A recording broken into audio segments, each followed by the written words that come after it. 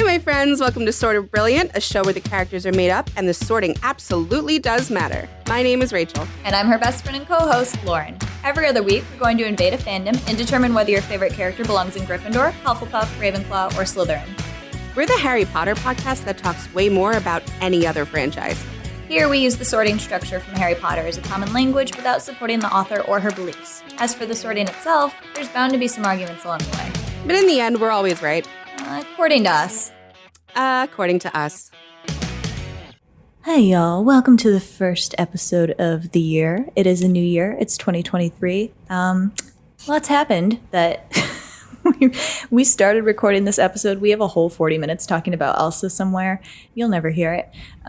Because we decided not to put an episode out the first week of January. This was supposed to be She-Hulk. Rachel's super disappointed because she recommended that we cover that show. So disappointed. She's very upset. But we decided that we're still going to do Frozen. We needed a little break. You know, we've never taken a break in our 2 years. And we just, we needed one. So we did it. And now Rachel and I are together. That's true. There's a wall separating us. And we're sacrificing our special friend time to do this episode for you. So why don't you all just let it go? And listen to us. Wow, you like that reference? Yeah, that was very like radio Mike DJ of you. Thank you. That's what I was going for. Welcome to 2023. Why don't you just let it go? Yeah. It's sort of brilliant. Yeah. Welcome to 2023. Anyway, that's about as low key as it's going to get, probably. So we're sorting Frozen. I love Frozen. This is our first Disney movie. It's not the Disney movie we thought we would do first because Rachel and I are whores for Hercules. But we're waiting for them to fuck up the live action before we go on. Yeah, we want to get upset organically and then hop on and yell. We want you all to hear us be just really mad. Upset. Mm-hmm, yeah. Because even when they get the casting wrong, we'll go see it. Just so true. To hate bone to it. I don't know. Exactly. Anyway, yeah. So Frozen. We watched Frozen 2 today because I told Rachel if I had a nickel for every time we've seen Frozen 2 together, I would have 2 nickels, which isn't a lot, but it's weird because it's happened twice. So when Frozen first came out, I saw it in theaters because I loved the first Frozen. I went and saw the second one with my mom. Came out in 2019, I think. So I saw it right before I moved to DC with her. And then during the pandemic, because of the pandemic, Disney put it out on Disney Plus earlier than they were releasing movies at the time. Like, you remember how it used to take like 6 months between theatrical release and then DVD release? Yeah. Disney was like, oh, pandemic, that's so sad. Have Frozen 2 3 months early. So Rachel and I watched it together. It was nice of them, wasn't it? At least they could do. So Rachel and I watched it together the first time and really liked it. I told her today that I actually think the sequel is better than the first one. I don't know if she agrees with me after seeing it again. She didn't remember anything about it. But we were being like, this is not a movie for children, which it's not. Like, it's really not. I mean, I think that was the thing for me that I like the first one because it is very much for kids, and that's cute. And there are themes in there that I appreciate. I think kids need to understand, and I liked that. But in this one, I feel like my daughter's 6, she would certainly not understand the like the nuances of what's going on emotionally through the characters in this film. It's very, very heavy. Like, we both cried, we both laughed. It's heavy. It feels like it's more for adults or like parents who are watching with their kids, and the kids are like, "Yay, Olaf!" and we're crying and sobbing. Because it's a lot. Very good movie. I do think in many ways it is better than the first one. That's really hard for a sequel. It is very hard for a sequel, although DreamWorks seems to be incredible at that sort of thing. So who knows? Maybe Disney took some DreamWorks juice. I'm hoping for an Encanto sequel. I think there will be one. That would be nice. For all my Abuela haters out there, like, hopefully she's gone in the next one. You know what I'm saying? Wow. Rachel wishing death upon an old lady. You heard it here Abuela first. Has 100 haters, I am in that group. If she has 1 hater, I am that hater. If she has no haters, I have left this earth. Okay. I fucking hate Abuela. I know you do. You don't like Abuela. And my husband's worse, so she really should watch her back. Anyway. But back to Frozen, where Abuela is not there.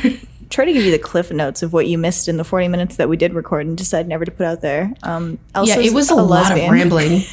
Yeah, there's that. But she's also asexual. There's that too. Just so you know, representation. We also had the epiphany that it's almost like an allegory for kids who are differently abled, which is really cool. It really does feel that way. Yeah. So, I don't know. I just like Frozen. I love Frozen. Elsa's powers are the coolest powers. I would absolutely take ice powers. You know, man, they are really fucking cool. They're really different than... she makes that pretty ass shit. Like... She makes pretty She's stuff. not just making like freezing things. She's like making all these like designs and shit. Like she's got an artistic mind. Yeah, she does. Yeah. So you want to talk about her? It's just so funny because we had sorted them back when we watched together when it first came out. Yeah. So we knew what it was going in. It wasn't this like podcast existed. Probably, yeah. Yeah, 2019. We probably watched it in like spring 2020.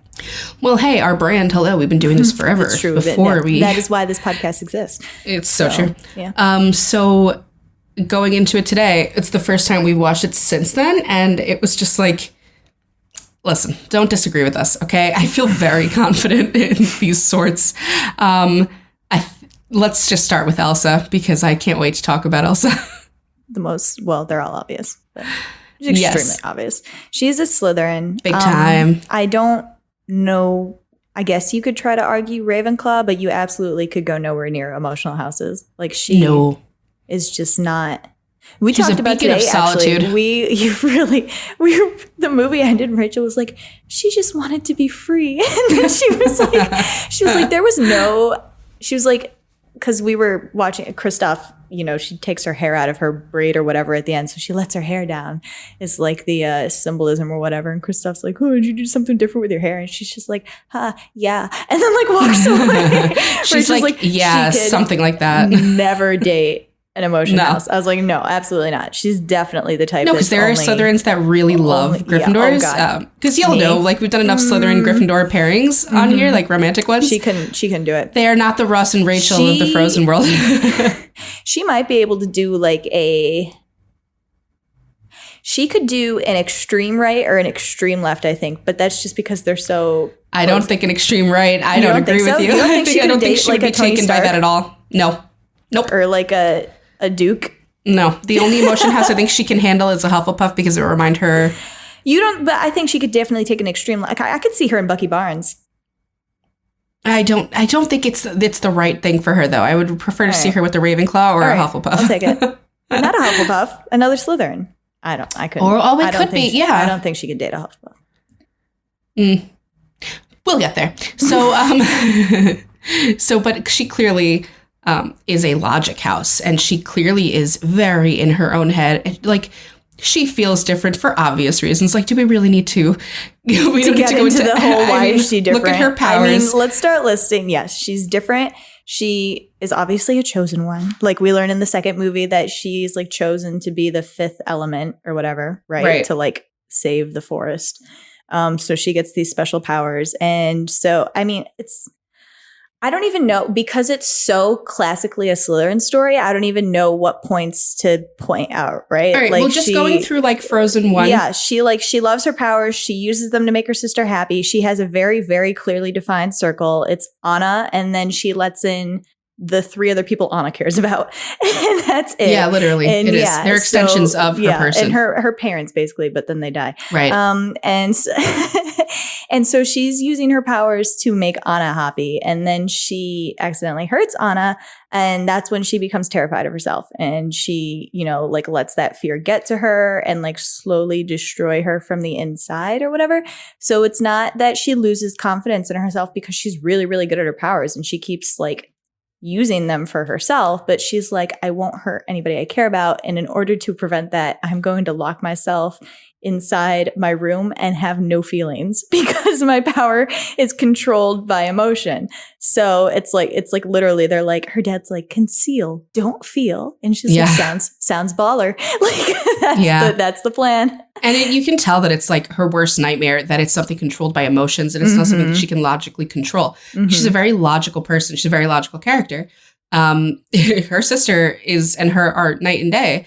And I think a lot of that has to do with her house. And I think it's exacerbated by the fact that she does hide away in her room and she feels like she has to stay away from everybody. And like in Frozen 2, when she comes outside, everyone's like, holy shit, she left the castle. She's outside in the sunlight. Like, it's rare for her to do that. It's not her comfort zone. This is not what she's meant for. She is a person who likes to be, she does like to be alone.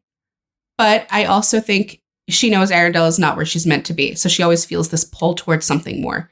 And we find out more why obviously in Frozen 2. Yeah. And I mean, she doesn't feel that until she gets over the fear, right? Like that's the first hurdle. Because the first time she lets her hair down, she's got that top knot. She lets it down in the braid or whatever is when she runs away and obviously sings Let It Go, which everybody and their dog knows the song.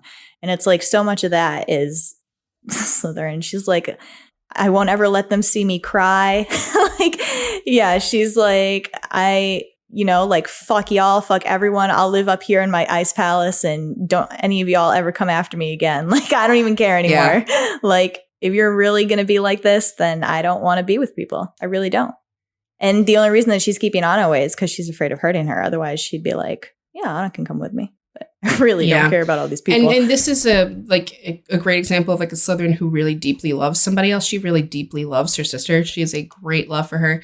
And you see this with Slytherins, like there's a circle, but oftentimes if there's like a partner or a sibling or a parent or someone they really deeply love, it's like those traits would annoy them in another person, in another human being. But from their person, somehow it's like endearing. Like she puts up with a lot, in my opinion. From Anna. Somehow this rewatch made Rachel hate Anna more, which is sad for me. I really don't hate her, and I love her voice, so, Yeah, Kristen Bell. Yeah, it's a beautiful voice. I just think she's a very clingy, needy person, and that's because she was a very clingy, needy child. She's really holding she's back been through from a what lot. she was saying during the movie.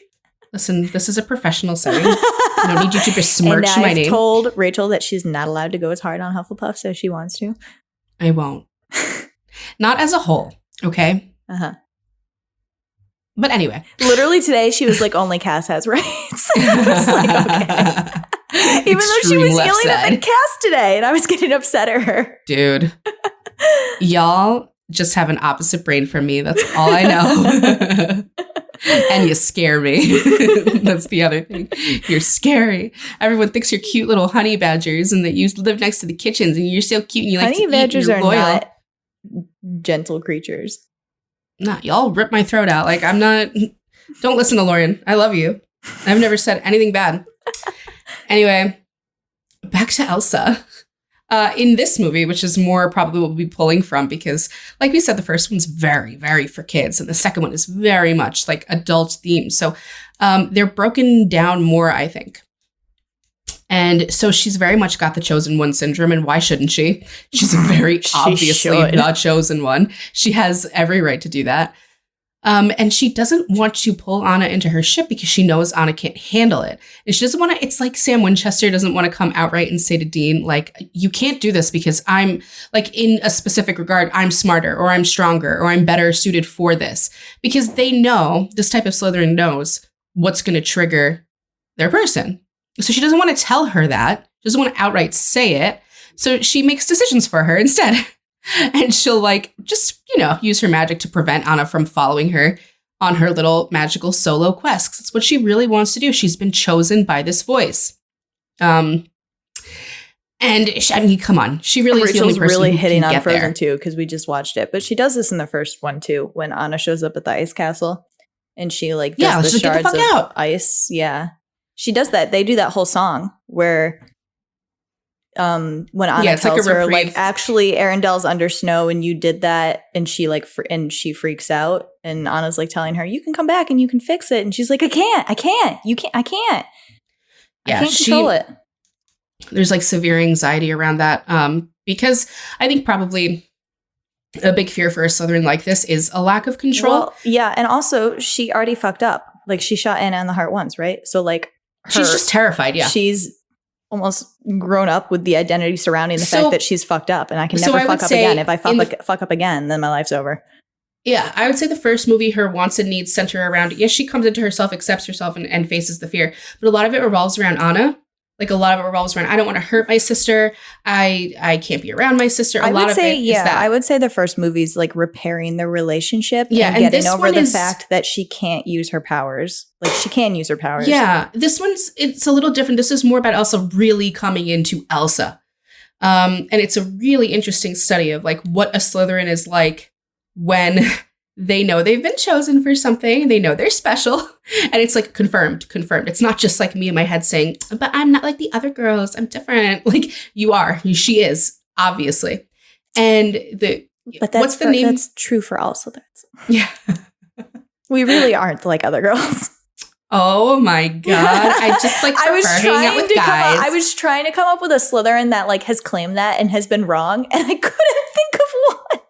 No, I think first of all, the I was houses gonna are be all. like Anakin. And then I was like, no, he was right.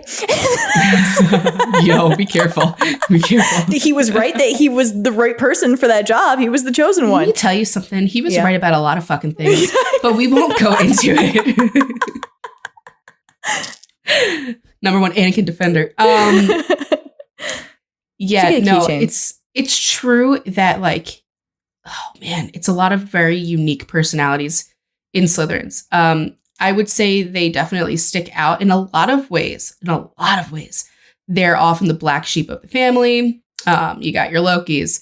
You know what I think too? Like, Mhm. because you were saying earlier that Elsa's the left side. She's like Bella and Daphne. Yeah, I see like that. sort of thing, like a quiet. Yes. And they all like know. Yeah, I think that was my point. Like they all. What's weird though is so the left side is quieter and the right side's very loud about it. But I think the right side has a harder time believing the chosen one thing. Like they believe it, but they don't at the same time. They have that Slytherin paradox where they're like, I'm great, but wait, have I manipulated the entire universe into making me great, or am I actually great? Like Loki has that problem. That's Whereas why the left side Slytherins, I think, are just quietly like, I'm here. I'm good. Like Bella is just like, I'm going to be a vampire. Like Edward, say whatever the fuck you want, but I'm going to be a vampire. Right. And I'm going to be the best vampire who's not even hungry for humans. And I have the coolest superpowers. Yeah. So, like, there's a certain confidence on the left side that slowly wanes when you go more right. I think that's why like Steve Rogers is a perfect middle of the road one, because while he has all the confidence in the world while he's a little dude, do we have he a doesn't middle have of the the road? I strength thought to we had match him it right until he's side. physical. Huh? We have him farther right side, I'm pretty sure. Yeah, but I feel like he's a very good example of what you're talking about. How he has both inside of him, and both traits are really obvious in him, because when Tony gets on him about like everything's special about you came out of a bottle or whatever, you can see that it hits, like that hurts, because it's something he probably really fucking grapples with. He's farther right side. Yeah. But it's a problem because he already had the left side trait of like Bella, of Elsa, of Nat, where he's like, I know I'm good. I know I'm the best person for this. I know I am. I really am. But then that right side kicks him where he's like, well, did everything special about me come out of a bottle? I think he's naturally right side, but I think what happened is he didn't have the super serum, and then he did have the super serum. Yeah. So he's I think he's a good example of showing like both in a Slytherin. I can't think of another one that really shows it, because they're very either or. You see a lot of it in trying Sam, to think of somebody who's Winchester. actually the middle. You see a lot of it in Sam Sam is Winchester kind of too. the middle.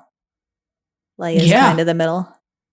Very much so, where he straight up says, I think I'm special and chosen for this. And then later will be like, I'm just a fucking disappointment, actually. Like, he really grapples with it. And listen, Elsa has a really hard time with her powers too. And she comes into them, and that's great. And she gets a really, really good harness on them. But then in Frozen 2, you see her take it too far. So there's an example of what happens when a Slytherin just pushes and pushes and pushes and goes too far. Like, I think they have a hard time pulling back because they know what they're doing is right, quote unquote, right. Like for them, for their mission, for what they want. But yeah, you can go too far and turn into an icicle. And then like no one can help you. So, they made Into the Unknown the banner song for Frozen 2. And I think they screwed up a little, because I think Show Yourself is a way better song and a way more like impactful song that like tells the story of what this movie's about or whatever. I told Rachel right before it started, I was like, oh, I might start crying. And she was like, okay. And then we watched the whole thing and it ends and she's like, fuck, why doesn't he do that? Yeah, I immediately was like, it's right after they show her mother And she says, that's the I'm part found. that gets me when she's like, you are the one you've been waiting for all of your life. And I'm like, oh my God. When Idina Menzel hits that fucking note in the I am found part, it's like, you might as well have put me on Broadway in a seat, like listening to the orchestra swell with this incredible, it's such a crazy and her invoking mom of emotions. Under it is harmonizing, like, you are the one you've been waiting for all of my. Yeah, because the whole song is about, like, she's like, because that's what the whole song is, right? She's like, I know there's something more for me out there, and I know there's more, like, she thinks that there's other people like me, and she's like, I'm going to connect with this part of myself and somebody who understands. And then she gets there and it's like, it's you. You just have to love you. And it's like the whole, like, Slytherins always have that. Like, we have it deep inside ourselves. But Elsa's been, like, bogged up with, like, this love for Anna and this, like, fear.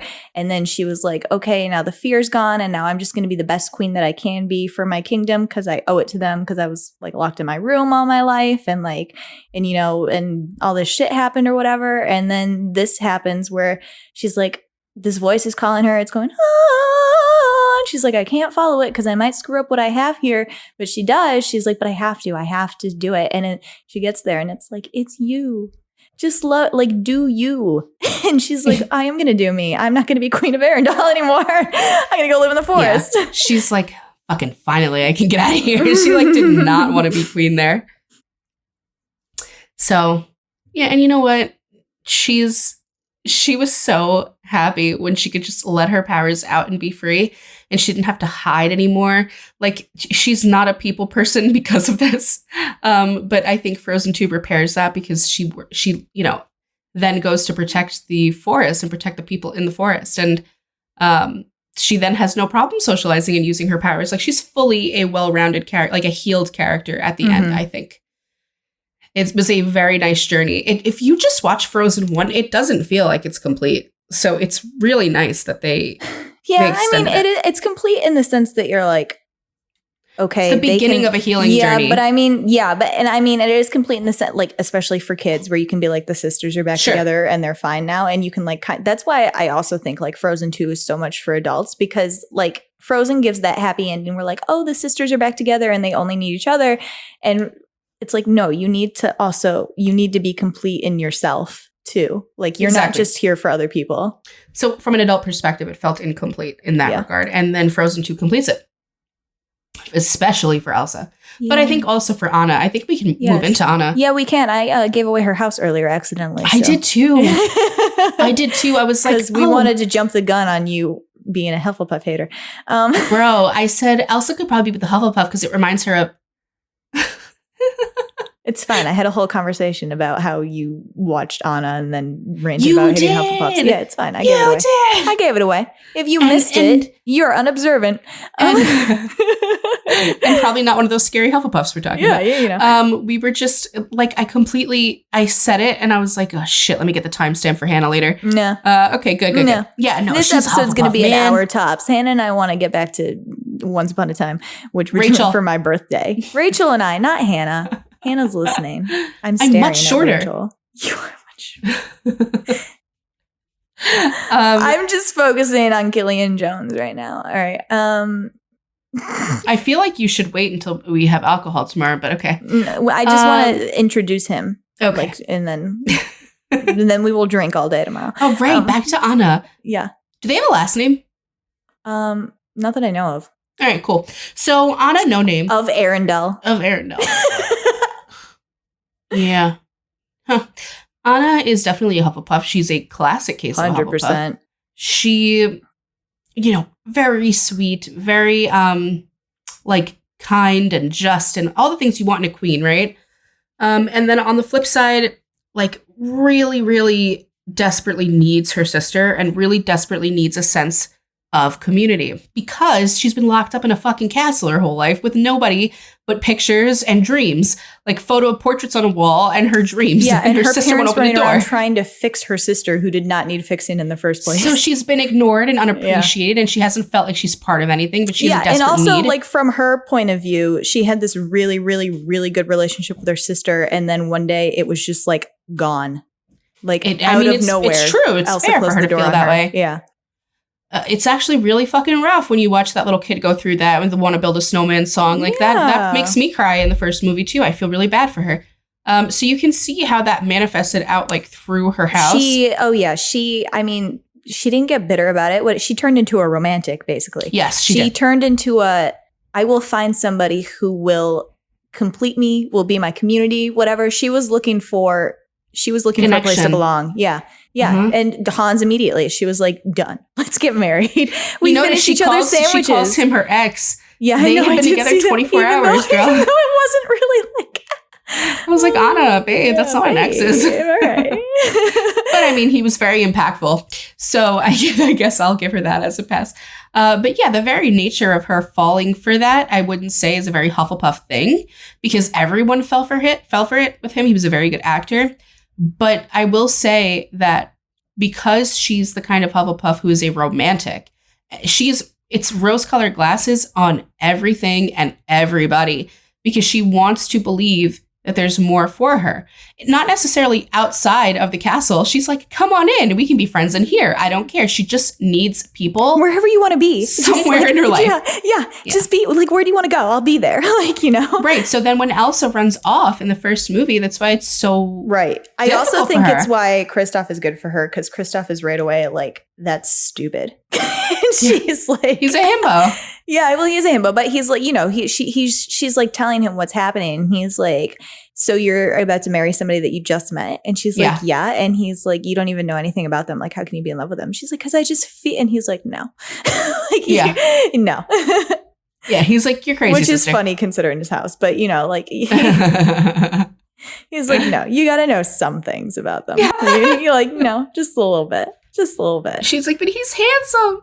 Like, I cannot justify this simpage. Like, there needs to be a justification. Justify the simping. Yeah. Which, I mean, her justification is, I will literally take anybody who wants to be around me. Exactly. Yeah. But which is really sad. But she doesn't immediately romanticize Kristoff, and that's because the minute she steps foot into that forest to look for her sister, her journey begins into her coming into herself, and she doesn't have the rose-colored glasses anymore. Now it's, I have to find my sister. This is a problem. I need it fixed. I want our relationship repaired. She is my community. Like Elsa is that for her at that point in her life, and it feels like everything was ripped away from her. I also wonder if it's a bit like, I mean, Hans was super easy because Hans was trying to manipulate her, but like Kristoff was like not immediately like, into her and like sunny and cheerful or whatever. He was like pushing back at her. And I almost wonder if she was like, I only have the energy for one relationship that's going to be pushed back, and it's entirely focused on my sister. Like, everybody else just needs to be with me right away, like Olaf or whatever. Is hugely developed in the second one. Mm-hmm. She literally shoves Kristoff out of the way the whole fucking movie. She's like, that's my sister. I have to go to my sister. And her sister is like, Anna, it's fine. Like, I need to go and do this on my own. I just need to make sure you're protected. Like, this is the other thing we were saying about Elsa the whole time. She just stares at them and she's like, okay, are you guys safe and happy? Perfect. I'm off on my fucking adventure. Mm-hmm. Like, that's Elsa. Yeah. But Anna wants her there. Throughout most of that's like, I think that's like their fundamental like incompatibility, that Elsa's like, I can handle myself. Like, I promise I'll come back. And Anna's like, I don't know if you'll come back. That's the problem. But no, there's a whole like, I mean, Elsa physically pushes her away and does not allow her to go to the Atahala. Is that what the river's called? Yeah. So like, she goes on her own and then ends up going too deep and dies or whatever. And Anna knows she dies because she's with Olaf, and Olaf disappears, who's being kept alive by Elsa's magic. So Elsa dies, and then Olaf disappears, and then Anna has a really, really, really sad song about grief, which is way too adult for any children, where she's like, I literally have nothing left to live for anymore because Elsa is my guiding star, but all I can keep doing is the next right thing. Like, I just have to, and it's an extremely Hufflepuff song. Yeah. That's like, oh, I want to die. But I just have to keep doing the right thing, like one step at a time, the next right thing. I would say a similarity between Hufflepuffs and Slytherin is a super huge need to control. But the way this manifests in the sisters is that Elsa has a need to control her own powers and herself and her destiny, and Anna has a need to control the people around her to stop them from leaving, to stop them from doing things that'll get them hurt, or like, yeah, from leaving her. I mean, it's not the worst thing in the world to not want your family to leave you, right? Like, you want them around. I get that. But she's obviously very insecure about it too, because Kristoff says a bunch of bumbling, dumbass boy things to her. And she's like, what do you mean? Want to be with someone else? What does that mean? You think I'm crazy? Like, she obviously has some insecure problems, some insecurities that I think she fleshes out by the end of the movie. Yeah, I think so. I mean, you can, another like Slytherin Hufflepuff thing too is like when Elsa's like, hey, you should be queen. Like I want to go do the forest stuff, you know, like, and you know, that's what she wants to do. And Elsa and Anna's just like, really? Okay. She like feels nothing about it. They do her coronation. It's not even a huge deal. She's just like, oh, you guys dressed up for me. And then she, you know, like it's not even a thing. She's just like, oh, Elsa thought I would be good at this, so I'm going to do it. Yeah. It's not even true. Really. Yeah. It's not even. She's a soldier that's been given a mission. And this is what a lot of Hufflepuffs are. She's been given a role. She's found her role in her community. Well, she does that too when Elsa sends her the message about their grandfather building the dam to be a dick. And they're like, you have to destroy it in order to put things back to rights. She's literally like, that's the next right thing. I really wonder what would have happened if she had done all that and then like the adventure was over and Elsa was not alive again. Like, I feel like she might have been done. You know, like with life. Not great for Disney, but that's what they implied there. So it is. So blame yourselves. She just she needs her sister. She does. I think well, she comes into needs herself something in to a lot keep of ways. doing, but I think Elsa is the person who gives her the thing to do. But I think this is also a huge reason that Disney gave Anna another person and didn't give Elsa, because Elsa doesn't need anybody else. She really doesn't.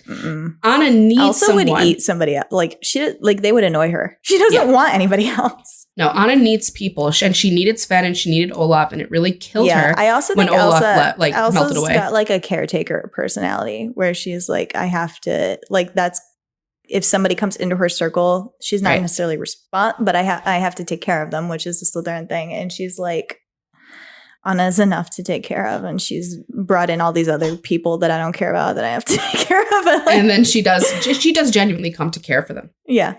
You know, she doesn't, like, you see it in fight. She tells them to get behind her, and she's like very, very protective. But clearly Anna's the favorite there. Right. Oh yeah. Yeah. Which is fair. It's her sister. Nobody will ever supersede that. Yeah. No. We were wondering, though, both of us have two brothers. Like, neither of us have any sisters. Yeah. And we were wondering, like, suck. Is the sister dynamic very much like this? Because all my friends who've had sisters, they like rip each other's hair out, and sisters throw bleach on each other's clothes because sisters can be like the other this. one was taking her shit. Like, this is a very loving example of sisters. So I'd like to know how realistic that is. Tell us about your sisters. Tell us about your sisters. StartedBrilliant@gmail.com. I think we rounded out Anna too. Well, look at us go. Yeah, we told you guys this one was going to be fast. Well, it is a kids movie and it's quick. But they're very deep. They're very deep. I feel like a lot of my not having a lot to say on it is you just watch the movie and this is the house that they are. Do me a favor. Like, I don't go back and watch. If not Frozen 1, if you feel like you've seen it enough, just go watch Frozen 2 again. And remember that Rachel and Lauren told you it's a Slytherin and a Hufflepuff, and you'll be watching it like, damn. We told you. That really is a Slytherin. All right, like, so, you'll see it. So Kristoff, my boy. We were watching his 80s pop ballad, which is really the only thing that he has in Frozen 2. Yeah. That's my boy. Yeah. Okay. That shit, I had no recollection of it until I just watched it today. I don't know why. I completely forgot that happened. You're like, I'm gonna forget this and save it for later for a special treat. I was fucking watching this and I heard like a Bon Jovi riff. And I was like, what the fuck is this? Is awesome. What is this, sir? And I was like, oh, they're gonna give him like a 2-sec. No. My boy is out here, hair flowing, double-sided Queen, black background with the reindeer, like Bohemian Rhapsody ass. Like he went off, boy. And he went off. Did this whole thing and then it's over and Rachel's like, oh, that was all in his head. Yeah. Which makes sense because he's a Gryffindor. But she was also like, so the reason that he goes into this or whatever. It's this whole song about like when Anna's gone, he's lost in the woods and like he can't exist without Anna or whatever. And it's because he's been trying to propose to her and he keeps botching up the proposal, so he doesn't really get to propose. Like he pulls out and she doesn't know that he's proposing. Like she doesn't realize. So he sets up this whole elaborate proposal, and then Elsa needs Anna, and she's like, "Where'd Kristoff go?" And they're like, "He went off with a bunch of reindeer." She's like, "So he just left without telling me? Like, fine, I like can't find him. I gotta go." So she leaves, and he gets this whole elaborate proposal ready, and then this woman shows up and is like, "Anna left," and he's like, "Oh my god!" And then he sings this song, and Rachel was like, "It's not this serious. Like, there's nothing for him to be singing about." And Lauren looks over at me, and she's like, "Is this what it's like being in your head all the time? Like in all of your heads? Like, is this a Gryffindor's brain?" Your response to every little because slight. it matters. It matters deeply to him, and he's fucking it up, and he realized how much it means to him, and that can only manifest itself in song and dance. In your head with talking reindeer. All the world's a stage. So I was actually telling Lauren, I don't know why this came up, but I was telling her a story the other day. I'm like, yeah, when I was a child, I listened to Mariah Carey on repeat on a CD player in the back of my dad's minivan. And when I would sing loudly alongside it in my headphones, but I would sing really loud. And my parents would be like trying to grab it from me and screaming. And my two brothers would be trying to like pile drive me into a window to get out of my hands. And I'd be like, nope. And I'd jump into the trunk, and like the trunk of a minivan, obviously. And I would sing even louder because like, you're going to hear my concert. You're going to be entertained. I simply want to entertain. And listen, like I said, this is from Kristoff. He's like, I don't know how else. But it was all for himself. This. It was all in his head. Yeah, but that's the thing. It's really about entertaining yourself first and foremost. Yeah. You get a Dean Winchester. Entertaining yourself. It's about entertaining you. Through the sadness. Look, how many references does Dean Winchester make to movies and music that no one else gets? Yeah. He doesn't care. No, that's for him. It's for him. Relate so he hard to that. To himself. I don't care if you get it. I made myself laugh. I'm hilarious. So, and I think Kristoff's really like that too. You know he's over there when he was in the fucking sled with her and was like, "What's his foot size?" about Hans. And Anna's like, "I don't know what that means." And he's sitting over there like, oh, shit. Oh, that's so funny. So we were making the connection between him and other Gryffindors. And I had brought up Nick Miller. If you've watched New Girl or heard our episode, we've talked about Nick Miller and his friend Tran. Now they speak two completely different languages, and Nick cannot understand a word that Tran says.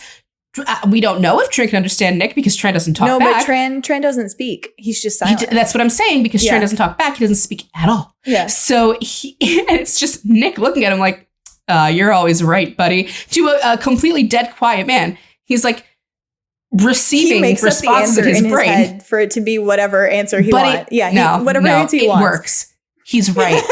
He does hear what Tran is thinking. So it's the same thing with Kristoff and Sven. And he's right. He hears everything Sven's thinking. With that guy. He's like, you just hear what they're thinking, and then you say it. That's because that guy was a Gryffindor too. Yeah, That's why they were besties right away. You don't think so? No, I felt they were a little gay. I was getting a little gay vibe from them, but yeah, they could be Gryffindor. It can be that too. It's whatever. There's chemistry one way or another, but I think that other man was a Gryffindor. Talking to fucking animals, just understanding them. I mean, anyway, it's a connection that I was like, huh, I don't see this with other houses. Yeah. Except maybe Ravenclaws, which is, there's a weird overlap with Ravenclaws and Gryffindor. Like, I see that with Phoebe Buffay. That's about it. But yeah, so that was funny.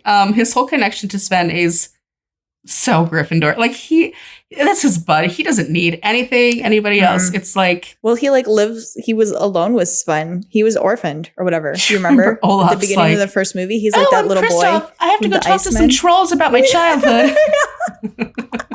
My deep unseated trauma about being an orphan. Furthering the obviousness that he's a Gryffindor. He has trauma of being raised with his fucking rocks in the woods. That whole song that the trolls sing in the first movie. He's a bit of a where fixer-upper. Yeah, he's a bit of a fixer-upper. Yeah, so he's got a few bugs. Like, they're like, yeah, you take him. Like, so mean. He actually is wonderful. He's like, you're right. Yeah. Well, because we can take it. He's like, I'm a little dirty orphan boy, and my best friend's a reindeer. Oh my God. A talking reindeer, and people are like, he doesn't talk. And he's like, to you. He talks just fine to me, buddy. He loves me. And I love that Olaf just gets this. He just understands. He's like, he's like, Sven is reading me a bedtime story tonight, not you. It's coming through in Sven's voice. So obviously, this And he is does Sven. a great Kristoff voice. I fucking love Olaf. All right. So Kristoff, what else? He really doesn't have a Well, lot. it's also the fact that we were talking about this too. We've been talking about a lot about Emma Swan lately. It is I need to not want responsibility. Mm-hmm. We do not, like, I speak for all of us when I say we don't want more responsibility than we've put on ourselves and that we feel that we can take. Because we think we're going to fuck it up. And we don't want to be responsible for your pain, for anyone's pain. Also, like, because whatever. every little thing you feel responsible for, like, you do not need to be doing that. Yeah, don't add more shit onto me. So Kristoff isn't going off on the adventures. He's playing support in both movies. Like, he's Anna's support and he's Elsa's support. And he'll do anything for them. He's not the love interest. No. Like, the sisters are love interest for each other. I read a whole paper about that in college. I'll tell you right now. Nice. Yeah. She means platonic. Wincest fans, get out of here. Get the hell out of here. Stop. You're going to make the girl who was mad that we called Sam and Dean stupid come back for us. They are stupid. Stupid idiots. I'm rewatching right now. I've never been more confident that they're stupid. Sam just hit a dog. What a fucking That's idiot. his storyline. Sam Winchester, you moron. You're out there listening to this. Get a haircut. So we were just talking about that. I'm seeing it a lot on Once Upon a Time, too, this whole Gryffindor issue. It's like, yo, I torture myself enough. Please don't put more on my plate because I'm going to fuck it up and then I'm going to have more to torture myself about. And you're really pissing me off. And in Kristoff's case, he's like, I've been raised by rocks and my best friend is a reindeer. Like, do you think I need more problems? I don't. But I'm big and burly and loyal, and I'll take you through the forest. I just want to marry this pretty girl who says that she loves me and will never leave me. And let me just tell you something. I want you to go through our list of Gryffindors, and I want you to tell me who amongst us would not belt out in an 80s ballad about something completely dramatic and ridiculous. And I don't know why. Who wouldn't do that? This is why. I don't know if I've ever told you guys this. My favorite genre of music is 80s ballads. Mm-hmm. It's my favorite genre. You've told me. Like, have I? Yeah. I fucking love hair metal. I love anything but they got the long hair and the leather pants. And they're just screaming from the heart, brother. It's amazing every time. So, I mean, I had already felt that Kristoff was a Gryffindor, but when his song was that, I was like, yeah. Exactly. Yeah. It's literally It was like, great. I'm lost without you. She literally like went. Rachel's like, he's sitting here singing this instead of going after her. Yeah, because he like, had to sit and get up and process walk. it. Like Completely in his own head, the whole thing. He didn't move a muscle. Man, I get that maladaptive daydreaming. I do that shit too. I understand him. That's my man, Kristoff. I love him. Okay, and then we really only got Olaf and Sven left. you could do Hans too, I guess. Fuck that guy. Yeah, well, fuck him, but yeah. Well, what, Ravenclaw? Yeah, he's a Ravenclaw. He's a fucking Yeah. psychopath. Like, I don't know what to... That doesn't mean he's necessarily automatically a Ravenclaw, but like what? He's the youngest of 7 sons, so he won't be getting any land or anything like that. So he decides what he's going to do is go over to another country Grifta. and, marry the first eligible, gullible girl that he can find. And then dude, and he's so cruel about it too. Like, he didn't have to be that mean about it. He could have just been like, sorry, but I was here for the money. But he's literally like, Anna's dying, and he's like, he gets so cold, close man. to kissing her, and then is inches from her lips, and is like, if only somebody loved you. Because I'm telling you right now, a Slytherin or a Hufflepuff would just get right to it, right? Oh, yeah. But a Ravenclaw and a Gryffindor, they're gonna make it fucking dramatic. For why? I don't know. Because it's fun for them. Like, what? It is. And I think what makes him a Ravenclaw too is like this whole thing was unfolding for him, right? Like, he had no way of knowing that Elsa was like some witch with frozen powers, whatever. Yeah. This happened, and he was like, "Oh, I'll watch the kingdom for you." And he's like, it's slowly unfolding around him, and he's just doing like the Regina smile. He's like, "Yeah, it's just all happening for me, right?" The villain So then smile. he's like, he didn't have to do anything. Like, all this stuff is being handed to him. Like, all Yeah. he had to do was tell Anna that he loved her the first time he saw her, and then all this stuff is being so he's sitting there having to do none of the work. He's like, this is what I'm gonna do. She's gonna come back and she's gonna try to kiss me. She's gonna try to kiss me. And when she tries to kiss me, I'm gonna lean in. I'm gonna go to kiss her. I'm gonna be like, oh yeah, you need true love's kiss. And I'm gonna be like, if only somebody loved you. Yep. I'm gonna, he's thinking about that the entire time. Yep.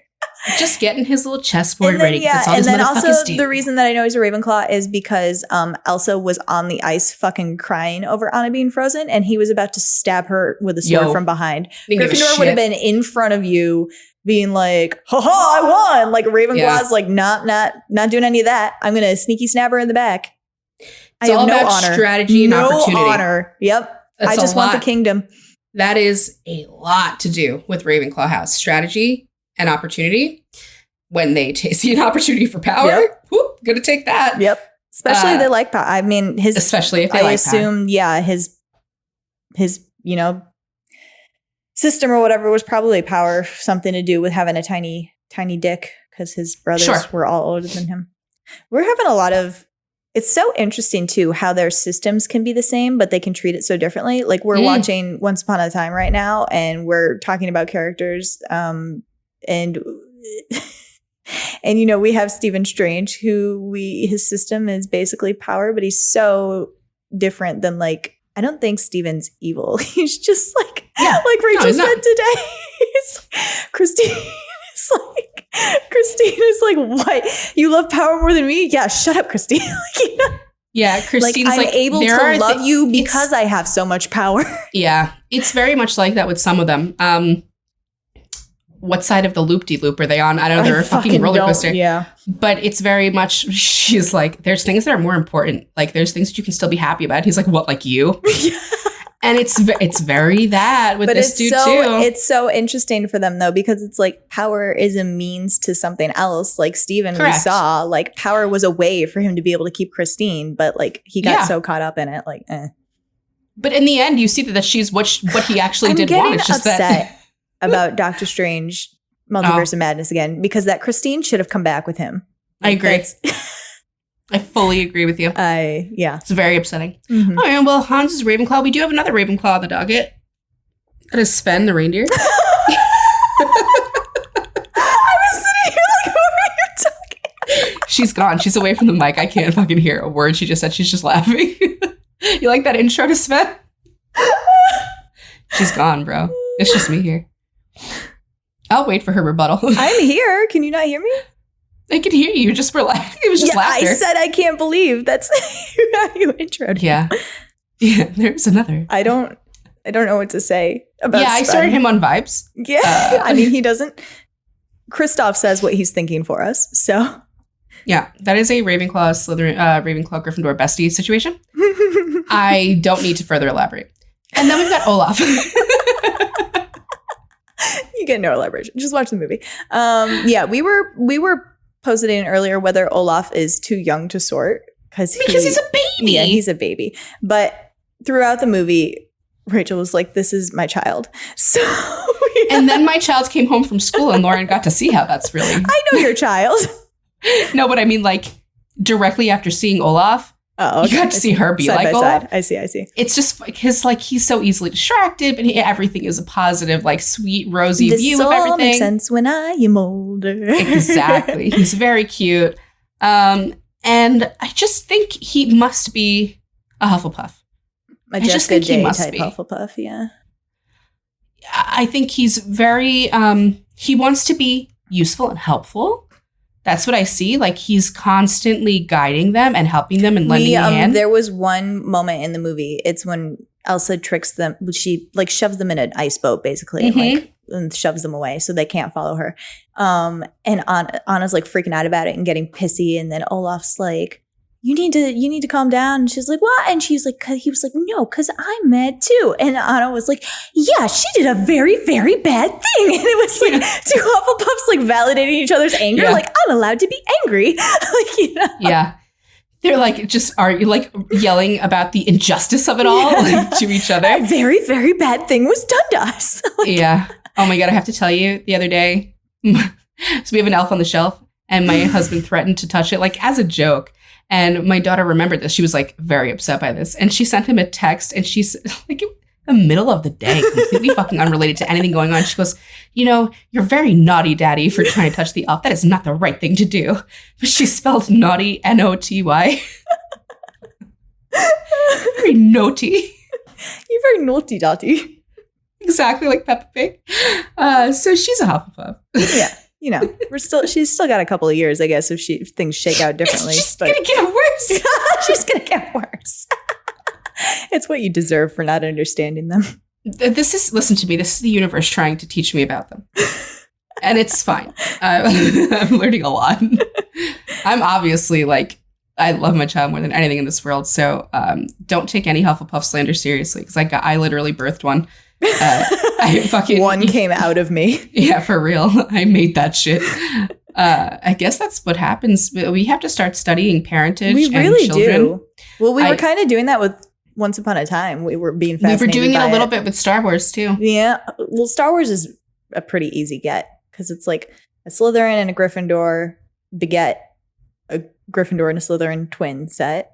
Mm-hmm. And then the Gryffindor and the Slytherin made a kid that I can't say the house of because we haven't sorted them yet. Mm-hmm.